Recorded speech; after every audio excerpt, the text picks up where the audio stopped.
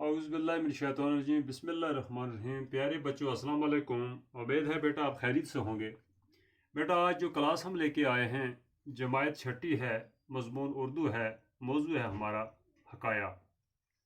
तो ये हकायात का लेसन जो है बेटा हम पढ़ चुके हैं पहले भी, आज इसको दोबारा रिवीजन करने जा रहे हैं।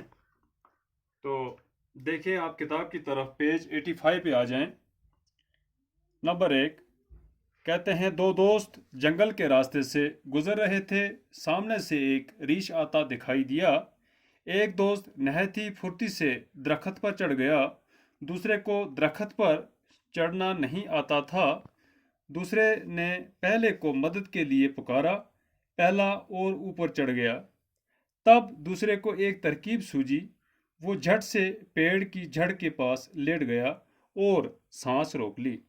रीछ ने आकर इसके मुंह, नाक और कान को सूंघा और मुर्दा समझकर आगे बढ़ गया। कुछ देर बाद पहला दोस्त दरख्त से नीचे उतरा और दूसरे से बोला, रीछ तुम्हारे कान में क्या कह रहा था? दूसरे दोस्त ने जवाब दिया, वो कह रहा था कि खुद गर्ज लोगों की दोस्ती पर भरोसा मत करना। नंबर 2, एक शख्स दिन के उजाले में शम्मा लेकर बाजार में चक्कर लगा रहा था। किसी ने इससे पूछा, दिन की रोशनी में चिराग लेकर किसे ढूंढते फिर रहे हो? उसने जवाब दिया, मैं आदमी की तलाश में हूं मगर वो नहीं मिलता। उस शख्स ने यह सुनकर कहा, जनाब बाजार में तो इतने आदमी हैं कि खोए से खो उछल रहा है।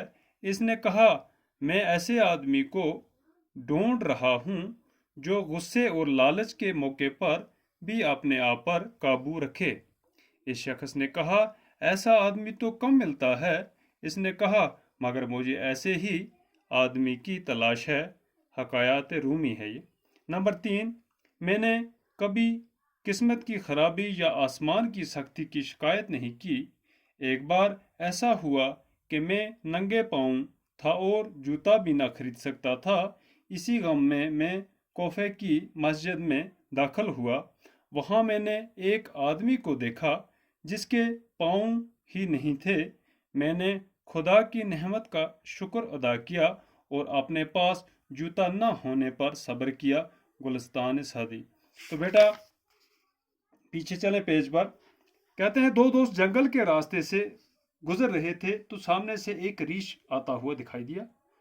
तो एक दोस्त नहायत ही फुर्ती से एक दरख्त पर चढ़ गया और दूसरे को दरख्त पर चढ़ना नहीं आता था। तो दूसरे ने पहले को मदद के लिए पुकारा, बोला कि मुझे पेड़ पर चढ़ना नहीं आता है। तो दूसरा और ऊपर चढ़ गया पेड़ पे। तब दूसरे को एक तरकीब सूझी। वो झट से पेड़ की जड़ के पास लेट गया और उसने अपनी सांस रोक ली। तो सांस रोकते ही उसने क्या किया कि रीछ आया उसके पास और रीछ ने उसके मुंह, नाक और कान को सूंघा और मुर्दा समझकर आगे बढ़ गया। सोचा कि ये मर गया है, तो अब वो आगे बढ़ गया। कुछ देर बाद पहले दोस्त दरख्त से नीचे उतरा। जो दरख्त पर चढ़ गया था वो दोस्त नीचे उतरा और दूसरे से बोला, भैया आपके कान में, रीछ तुम्हारे कान में क्या कह रहा था? तो दूसरे दोस्त ने जवाब दिया, वो कह रहा था कि खुद गर्ज लोगों को दोस्ती पर भरोसा न करें। एक शख्स दिन के उजाले में शम्मा लेकर बाजार में चक्कर लगा रहा था।